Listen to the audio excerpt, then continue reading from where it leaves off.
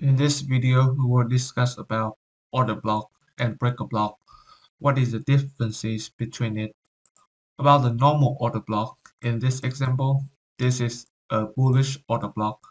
Bullish order block is the last bearish candle before the price push up.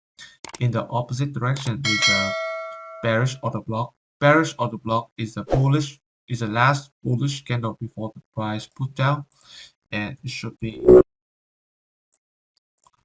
like here. This is the bearish order block because this is the last bullish candle before the price push down. So that is the normal order block. What about the breaker block?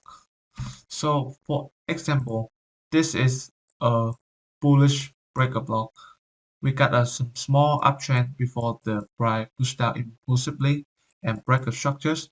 And this one right here could be the bullish breaker block. How about the bearish breaker block? So this would be the bearish breaker block. It's just the opposite direction. We got the price is currently pushed down before we got an impulsive break. And this one right here would be the bearish breaker block. So as you can see, the difference between the order block and the breaker block.